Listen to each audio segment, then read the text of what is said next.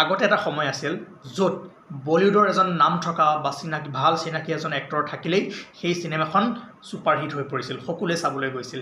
কিন্তু বৰ্তমান সময়ত এই দিন সলনি হ'ল।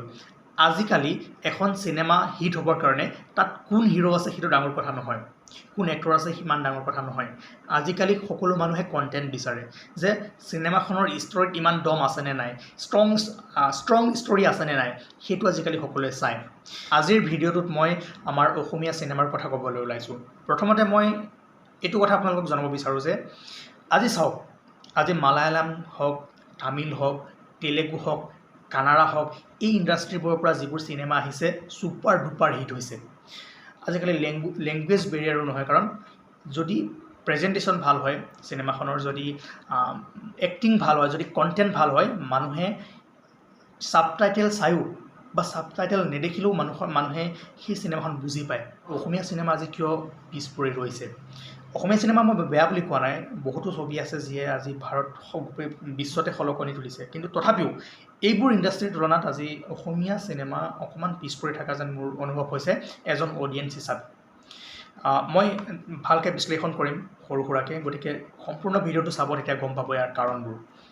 প্ৰথমতে মই এটা কাৰণ ক'ব ওলাইছোঁ, যেতিয়া মই কোনো এখন চিনেমা চাবলৈ যাওঁ তাৰ আগতে মই কি কৰোঁ জানেনে? ইউটিউবত ৰিভিউ চাৰ্চ কৰোঁ যে মুভিখন কেনেকুৱা হৈছে, কোনে কি কৰিছে, মানে অলপমান আভাস অলপ ল'ব বিচাৰোঁ যে এখন মুভি চাবলৈ মোৰ লাভ হ'বনে নাই। কাৰণ চিনেমা হলতো পইচা খৰচ কৰি আমি চিনেমা চাবলৈ যাওঁ, টিকেটৰ দাম বহুত।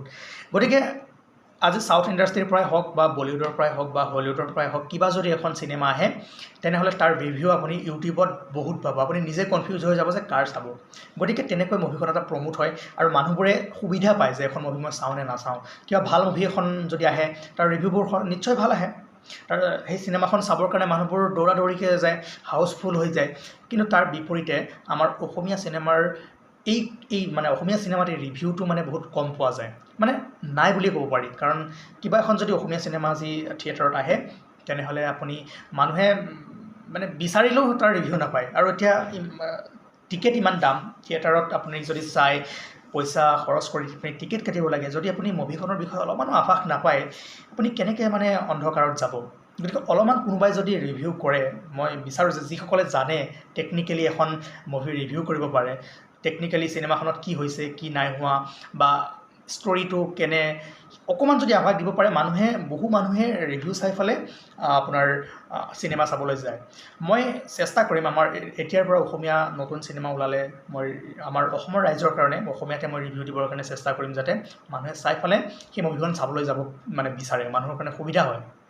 গতিকে মই টেকনিকেলি মই ৰিভিউ কৰিব নোৱাৰিম, কিন্তু যিবোৰ ধৰক এজন অডিয়েঞ্চ হিচাপে, এজন ভিউৱাৰ্ছ হিচাপে মই যিখিনি পাৰোঁ সেইখিনি মই কম। ষ্টৰী কেনেকুৱা, ইয়াতে কেনেকুৱা এক্টিং হৈছে, কি দেখুৱাব বিচাৰিছে, এখন চাবৰ কাৰণে আপুনি যাব লাগে নে নালাগে, এই কথাখিনি মই নিশ্চয় ক'ব পাৰিম। গতিকে মই ভাবোঁ যে অকল অসমীয়াতে নহয়, যে হিন্দীটো কোনোবাই যদি ৰিভিউ কৰিব পাৰে ভালকৈ টেকনিকেলি, তেওঁলোকে কৰিব লাগে, যাতে আমাৰ অসমীয়া চিনেমাখন গোটেই ভাৰতবৰ্ষৰ মানুহে শুনে, তাৰ বিষয়ে জানে আৰু বহুত মানুহে চাবলৈ বিচাৰে। কাৰণ লেংগুৱেজ বেৰিয়াৰ নহয়, আজিকালি অসমীয়াটো যদি আপুনি চিনেমা আমি বনাওঁ তেনেহ'লে চাউথতো মানুহে চাব, যদি তাত আমি ছাবটাইটেল লগাই দিওঁ বা ছাবটাইটেল নলগালেও যদি তাৰ ষ্টৰীটো ভাল হয়, প্ৰেজেণ্টেশ্যন ভাল হয়, বেকগ্ৰাউণ্ড মিউজিক ভাল হয়, ডাইৰেকশ্যন ভাল হয়, তেনেহ'লে সকলো মানুহে আঁকোৱালি ল'ব। মেইন কথা হৈছে ষ্টৰীত যিমান মানে জোৰ থাকিব মুভিখন চলিব। আজিকালি কোনো ভাল হিৰো দৰকাৰ নাই, ভাল এক্টৰৰ কোনো দৰকাৰ নাই। কাৰণ এটা উদাহৰণ ল'ব পাৰে যে কান্তাৰা এখন মুভি, কানাডা ইণ্ডাষ্ট্ৰীৰ, এইখন মুভিৰ কানাডা লেংগুৱেজত হৈছিলে, ৰিলিজ হৈছিলে, কিন্তু ইমানেই ভাল ষ্টৰী আছিলে যে সকলো ভাৰতবৰ্ষৰ মানুহে চাইছে কানাডা লেংগুৱেজত উইথ ছাবটাইটেল। বৰ্তমান হিন্দীত ডাব কৰি আছে, কিন্তু হিন্দীত ডাব কৰাৰ আগতেই এইখন বহুত পপুলাৰ হৈ গৈছিল। কিয়? তাৰ ষ্টৰী বহুত ষ্ট্ৰং আছিল আৰু তাক ৰিভিউ মানে যিবোৰে ধৰক চিনেমাবোৰ ৰিভিউ কৰে তেওঁলোকে বহুত ভালদৰে কৰিছিলে আৰু সেইকাৰণে এই মুভিখন বহুত আগবাঢ়ি গ'ল। গতিকে মই বিচাৰোঁ যে আমাৰ অসমীয়া চিনেমাৰো এনেদৰে ভালদৰে ৰিভিউ হ'ব লাগে, ভালদৰে বিশ্লেষক থাকিব লাগে, তেতিয়া আমাৰ অসমীয়া চিনেমা আগবাঢ়ি যাব। দ্বিতীয়টা কথা হ'ল যে আজিকালি ডাঙৰ হিৰো চাব পাৰে, ছুপাৰ ষ্টাৰবোৰ যিবোৰ আগতে যিবোৰৰ চিনেমা আহিলে আগতে হাউচফুল হৈ যায়, বহুত টকা 100 কোটি 200 কোটি 300 কোটি টকা বিজনেছ হয়। আজিকালি চাব তেওঁলোকৰ মেক্সিমাম চিনেমা ফ্লপ হৈছে, কাৰণ ষ্টৰী, মেইন বস্তু হৈছে ষ্টৰী। যদি ষ্টৰীত জোৰ নাথাকে তেনেহ'লে কোনো নাচায়। 2 নম্বৰতে ক'ব পাৰি যে 3 নম্বৰতে ক'ব পাৰি যে বাজেট। চাওক বাজেটো মেইন ফেক্টৰ নহয়, বহু কম বাজেটৰ মুভি বহুত মানে ছুপাৰ হিট হৈ গৈছে, কিন্তু বহুত বেছি বাজেটৰ মুভিও আজিকালি ছুপাৰ হিট হ'ব পৰা নাই, ফ্লপছ হৈছে। আপোনালোকৰ মই নাম নকওঁ, আপোনালোকে নিশ্চয় জানে, বহুত ডাঙৰ বাজেটৰ মুভি ফ্লপছ হৈ গৈছে, কিন্তু বহুত কম বাজেটৰ মুভি আজি বহুত ছুপাৰ হিট হৈছে। কিয়? তাৰ ষ্টৰি, তাৰ প্ৰেজেণ্টেশ্যন, তাৰ এক্টিং, তাৰ ডাইৰেকশ্যন বহুত ভাল। যেনেকৈ আপুনি ল'ব পাৰে আমাৰ সীতাৰমন লওক, যিখন ছাউথ ইণ্ডিয়াৰ ৰিজনেল আছিলে, কিমান ভাল আজি বিজনেছ কৰিছে, কিমান ষ্টৰি ভাল, সকলো মানুহে আঁকোৱালি লৈছে, এতিয়াও চলি আছে হলত। গতিকে যদি ষ্টৰি ভাল থাকে, যদি তাৰ একশ্যন ভাল হয়, যদি তাক প্ৰেজেণ্ট কৰাটো ভাল হয়, তেনেহ'লে সকলো মানুহে আজি চিনেমা চাব। মই জানো যে আমাৰ অসমতো এনেকুৱা চিনেমা ওলাব আৰু ওলাই আছে, কিন্তু ৰিভিউ কৰা মানুহ কম।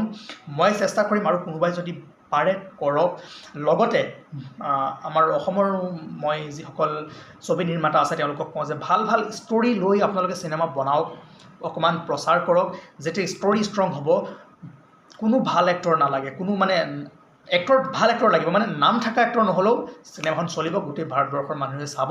কাৰণ আজিকালি দিন সলনি হৈছে, আগৰ দৰে দিন থকা নাই, আজিকালি মানুহে কণ্টেণ্ট বিচাৰে। গতিকে মই ভাবোঁ যে আমাৰ অসমীয়া চিনেমাও পাৰিব, মানে গোটেই বিশ্বতে খলকনি তুলিব পাৰিব, গোটেই ভাৰতবৰ্ষৰ মানুহে চাব। ভাল ষ্টৰি লৈ আহক, ভাল বেকগ্ৰাউণ্ড মিউজিক আনক, ভাল ধুনীয়াকৈ প্ৰেজেণ্ট কৰক, ধুনীয়াকৈ দেখুৱাওক, মানুহে যাতে ফিল কৰিব পাৰে। ভাষা বুজি নাপালেও মানুহে যাতে চিনেমাখন ফিল কৰিব পাৰে।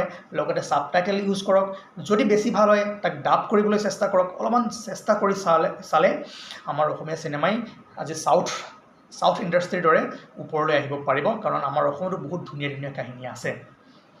গতিকে মই আজি ভিডিঅ'টোত ইমানখিনিয়ে বনাইছোঁ। যদি ভাল পায় লাইক কৰিব, শ্বেয়াৰ কৰিব, আৰু লগতে কথাখিনিৰ কিমান যুক্তি আছে এবাৰ বিবেচনা কৰি চাব। আৰু মই ৰিভিউ চেনেল এটা খুলিছোঁ, মই আপোনালোকক লিংকটো দিম, বা এইটো চেনেলতে পাই যাব। গতিকে চাই ফালে আপোনালোকে চিনেমা চাবলৈ আহিব। ধন্যবাদ।